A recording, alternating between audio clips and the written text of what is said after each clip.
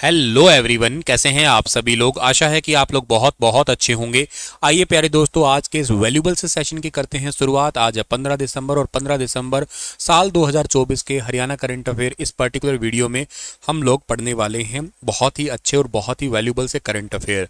आप सभी को राधे राधे। आइए फटाफट वीडियो की कर देते हैं शुरुआत हम लोग। और आज का पहला करंट अफेयर पढ़ें उससे पहले आप लोगों को कल जो सवाल दिया था उसका ठीक जवाब क्या होगा कि अभी देश का दूसरा मानव रहित टोल प्लाजा स्टार्ट किया गया है। कहाँ पे स्टार्ट किया गया है? ये आपका स्टार्ट किया गया है सोनीपत के अंदर। ऑप्शन नंबर डी जो है ना इसका ठीक रहेगा हमारा। आज का पहला करंट अफेयर है कि हाल ही में किस जिले के रजत कुमार ने हरियाणा केसरी का खिताब जीता है। तो हरियाणा केसरी का खिताब अभी हाल ही में जीता है किसने? पानीपत के हैं रहने वाले रजत कुमार, इन्होंने जीता है ये। और इसके अलावा हरियाणा का खिताब कुणाल खरखोदा के भी नाम रहा है। हरियाणा बाल केसरी का खिताब तरंग चंडीगढ़ के नाम रहा। ऐसे इसमें छोटे छोटे कई और प्रतियोगिताएं भी हुई थी, पर आप ओवरऑल एक याद कर देना, पानीपत के रजत कुमार ने हरियाणा केसरी का खिताब जीता है। पानीपत के ही हमारे नीरज चोपड़ा है, ठीक है ना, नीरज चोपड़ा। और इन्होंने अभी हाल ही में साल 2024 के पेरिस ओलंपिक के अंदर रजत पदक जीता था। रजत पदक 89.45 मीटर का जेवलिन थ्रो करके। हरियाणा के पानीपत के खंडरा विलेज के हैं, ये याद रखना है आप लोगों को। इसके अलावा इन्होंने पिछले साल 7 अगस्त की बात है, 7 अगस्त 2021, क्योंकि ये तारीख इसलिए याद रखनी है, 7 अगस्त को भाला फेंक दिवस मनाते हैं। तब इन्होंने 87.58 मीटर का जेवलिन थ्रो करके, पिछले साल इन द सेंस पिछले ओलंपिक में, मतलब इन्होंने उस टाइम पे गोल्ड मेडल जीता था, इस बार इन्होंने सिल्वर मेडल जीता है, ठीक है। और इसके अलावा पानीपत से ही अभी रिसेंटली एक योजना स्टार्ट हुई है, आपको याद हो तो, बीमा सखी योजना, ठीक है ना, बीमा सखी योजना। और बीमा सखी योजना 9 दिसंबर से स्टार्ट की गई है, 9 दिसंबर साल 2024 से भारतीय प्रधानमंत्री जी के द्वारा। पानीपत में ही 10 अगस्त 2022 को जो है वो एक 2G एथेनॉल प्लांट का उद्घाटन किया गया था। 2G एथेनॉल प्लांट का उद्घाटन भारत के प्रधानमंत्री जी के द्वारा किया गया था। और 2G एथेनॉल प्लांट मतलब सेकंड जनरेशन, जिसमें पराली से जो है ना वो एथेनॉल बनाया जाता है। एथेनॉल एक्चुअली एनर्जी क्रॉप से बन सकता है, गन्ने से, मक्का से। तो 1G होता है गन्ना मक्का, इनसे ही बनता है एक्चुअली, जर्नली गन्ने से। 2G पराली से बनता है। 3G एथेनॉल जो है ना वो एल्गी और फंगी से बनने वाला है, आपका कवक और शैवालों के थ्रू। वैसे मैं आपको एक जीके क्वेश्चन, एक करंट अफेयर का क्वेश्चन और भी बताता हूँ। जो हमारा एक एनिमल किंगडम होता है, एक प्लांट किंगडम होता है, एक अब नया किंगडम आएगा, फंजाई किंगडम आएगा। एल्गी फंगी के लिए एक नया किंगडम आएगा, ठीक है ना। इसके लिए भी चर्चा चल रही है। अभी के लिए एनिमल और प्लांट किंगडम है ही हमारे। हाल ही में किस यूनिवर्सिटी में संचालित अखिल भारतीय एकीकृत कृषि प्रणाली अनुसंधान परियोजना द्वारा विकसित 1.0 हेक्टेयर एकीकृत कृषि प्रणाली मॉडल को राष्ट्रीय स्तर पर मान्यता मिली है? 1.0 hectare integrated farming system model development को, इस मॉडल को डेवलपमेंट किया है। और कौन सी यूनिवर्सिटी ने? इस यूनिवर्सिटी का नाम है HAU, जिसको अभी नेशनल लेवल पे रिकॉग्नाइजेशन जो है ना वो किया गया है आपका।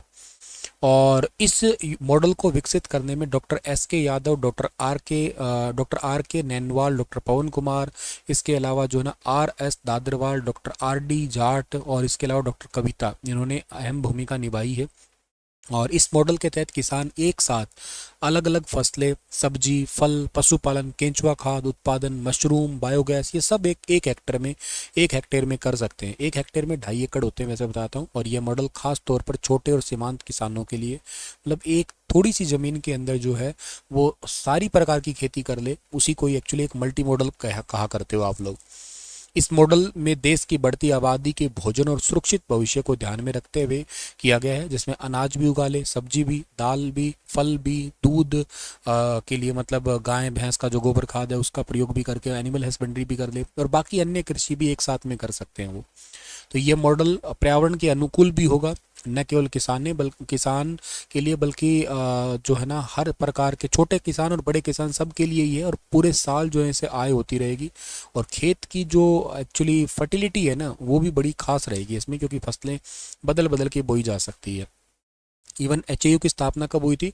2 फरवरी को हुई थी, ध्यान रखना। 2 फरवरी 1970 को जो है इस यूनिवर्सिटी की स्थापना हुई थी। और ये पहले पंजाब एग्रीकल्चर यूनिवर्सिटी PAU का हिस्सा थी, लुधियाना का, ठीक है। इसके VC का नाम क्या है? BR कंबोज है, BR कंबोज, ठीक है ना। हिसार में पड़ती है यूनिवर्सिटी, हिसार में HAU, हरियाणा एग्रीकल्चर यूनिवर्सिटी। इनका पूरा नाम पता है क्या? चौधरी चरण सिंह हरियाणा एग्रीकल्चर यूनिवर्सिटी। और ये भारत के वो प्रधानमंत्री जिनको अभी 2024 में मरणोपरांत भारत रत्न मिला है। भारत का सर्वोच्च नागरिक सम्मान भारत रत्न है। इस बार भारत के इतिहास में पहली बार 5 लोगों को दिया गया है। एक तो कर्पूरी ठाकुर, बिहार से संबंधित, बिहार के मुख्यमंत्री रह चुके और इसके उप मुख्यमंत्री रह चुके। इसके अलावा और भी आपको बताना हूँ, पीवी नरसिम्हा राव जो कि भारत के प्रधानमंत्री रह चुके, साउथ इंडिया से पहले भारत के प्रधानमंत्री। और दूसरी बात, ये गरीबों के मसीहा भी कहलाए थे। चौधरी चरण सिंह ये कभी पार्लियामेंट में नहीं गए थे जब तक प्रधानमंत्री रहे। इसके अलावा 5 लोग हैं टोटल, तो एक तो कर्पूरी ठाकुर हो गए, एक पीवी जो हमारे नरसिम्हा राव साहब हो गए, और इसके अलावा नरसिम्हा राव साहब के अलावा चौधरी चरण सिंह, एक लाल कृष्ण आडवाणी, ये जीवित है, ये जीवित नहीं है, और एक है स्वामीनाथन साहब। ठीक है ना, स्वामीनाथन को तो भारत के चारों नागरिक सम्मान मिल चुके हैं। इसके साथ ही भारत का टॉप लेवल तो भारत रत्न है ही है।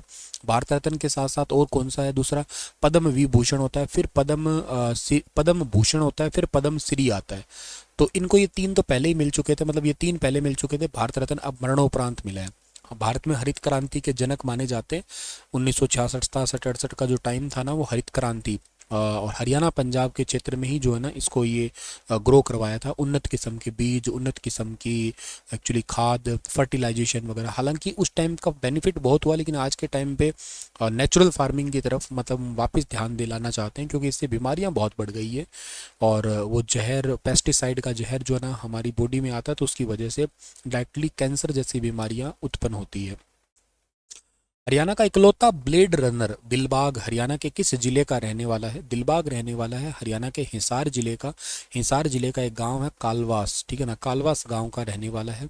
और हिसार के गांव कालवास के ब्लेड रनर दिलबाग ने थाईलैंड के नाखोन नाखोन रचमा ये एक अभी recently world ability sports youth games हुए थे, उसमें 17.57 सेकंड के अंदर 100 मीटर की रेस लगा के गोल्ड मेडल जीता है ये। ठीक है ना, blade runner in the sense इनका पाँव एक हादसे में, जब ये 5 साल के थे तब हादसे में पाँव कट गया था, तो ये ऐसे प्रोस्थेटिक लेग लगा है और ये ब्लेड लगा है। ये हरियाणा के इकलौते खिलाड़ी हैं फिलहाल के लिए, और उम्र केवल 18 साल है। और इनका 2028 का जो आने वाला ओलंपिक या पैरालंपिक आएगा लॉस एंजलिस में जो होगा, वो सपना है।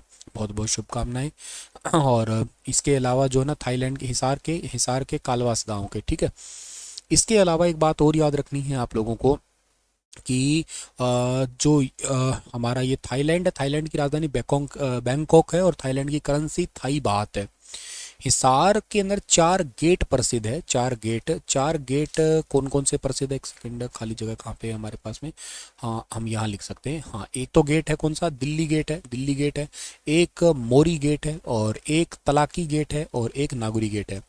हिसार के लिए रिसेंटली अभी अमेरिका ने $1.25 मिलियन का इन्वेस्टमेंट भी तो किया है हिसार एयरपोर्ट के लिए, तो वो भी आप याद कर सकते हो।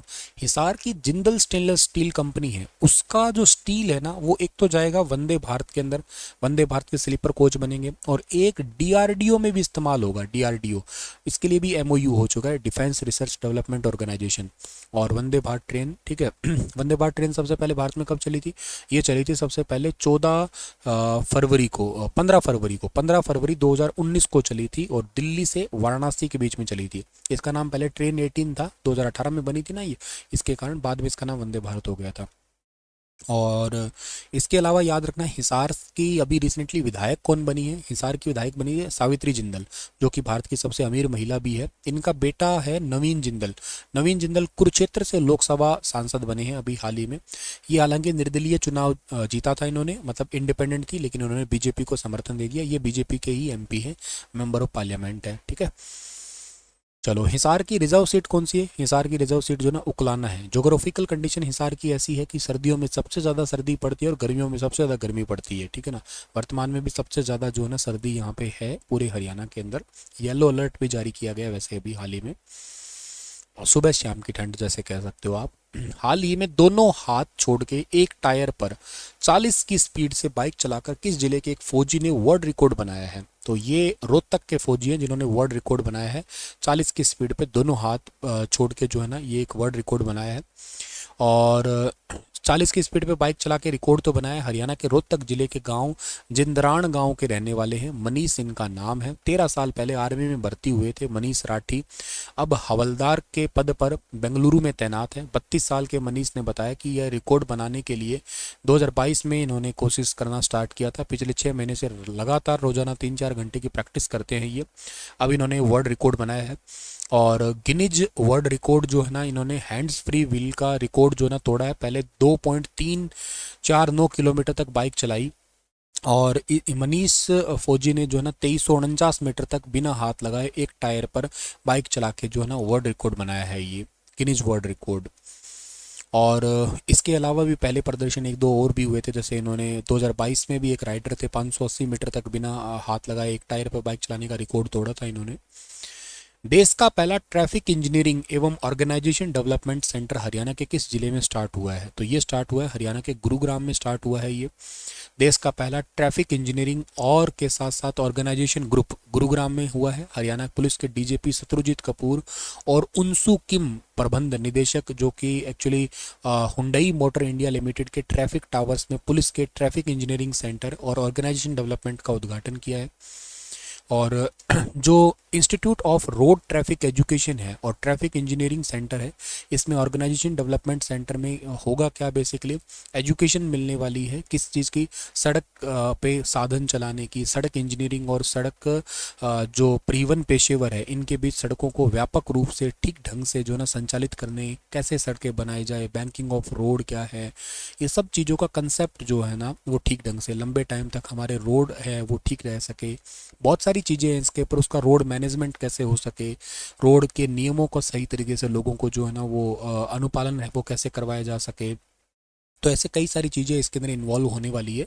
तो institute of road traffic education का पूरा प्रॉपर जो है ना एजुकेशन मिलने वाली होगी और के साथ साथ इंजीनियरिंग भी, इन दोनों का कॉम्बिनेशन है। ये पहला सेंटर है जो गुरुग्राम में खोला गया है। Very very important. हरियाणा में असाधारण प्रयासों से प्रदेश में सुशासन को बढ़ावा के लिए देने के लिए कौन सा पुरस्कार दिया जाएगा? अभी घोषणा की है ये हरियाणा सुशासन पुरस्कार पहली बार इस बार 25 तारीख को दिया जाएगा। 25 दिसंबर को मनाया जाता है सुशासन दिवस। इस पे पहला प्राइज 51,000 रुपये मिलेगा, दूसरा प्राइज 31,000 और तीसरा प्राइज 21,000 रुपये मिलेगा। इसके अंदर high performance in governance initiative, और हर एक जिले में भी मिलेगा। जिले लेवल पे मिलेगा 31, दूसरे लेवल पे 21 और तीसरे लेवल पे 11,000 रुपये जो है ना वो दिए जाएंगे। आपके जिले के अंदर भी जो है ना छोटे छोटे डिपार्टमेंट है ना, डिपार्टमेंटल लेवल पे अगर कोई गवर्नेंस अच्छे तरीके से कर रहा है और डिपार्टमेंटल जो है ना वर्किंग है उसमें कोई लैगिंग नहीं है तो करके ये अवार्ड दिए जाएंगे एक्चुअली। चलिए इसी के साथ ये वाला सेशन समाप्त करते हैं। आपके लिए एक सवाल छोड़ रहा हूँ कि हरियाणा की राज्यसभा सीट पर हाल ही में कौन निर्विरोध चुनी गई है? आप मुझे हरियाणा की टोटल राज्यसभा सीटें 5 है, पांचों के नाम लिख के बताना कि कौन राज्यसभा मेंबर है। और अगर आप ये भी कर सकते हैं तो ये बता देना हरियाणा के 10 लोकसभा मेंबर के नाम बता देना। 10 के 10, 2 रिजर्व सीट है, एक सिरसा सीट रिजर्व है, एक अम्बाला है। सिरसा से जैसे हमारी कुमारी शैलजा है और अम्बाला से कौन है, हमारे अम्बाला से जो है ना वो है वरुण, ठीक है ना। ऐसे हमारे और कौन कौन है तो उनके नाम भी आप ऐसे बता सकते हो, ठीक है। चलो पार्टी भी बता सकते हो, कौन कौन सी पार्टी से जीते हैं, ठीक है, वो भी बता सकते हो आप। चलिए thank you so much, stay happy stay healthy और स्टार IQ एजुकेशन से जुड़े रहना। Telegram channel star IQ education join कर लेना, वहाँ पे पेंडिंग PDF जो है ना मैं शेयर कर दूंगा। और चैनल को सब्सक्राइब, वीडियो को लाइक ज़रूर कर देना आप लोग, ठीक है ना। Thank you so much dear.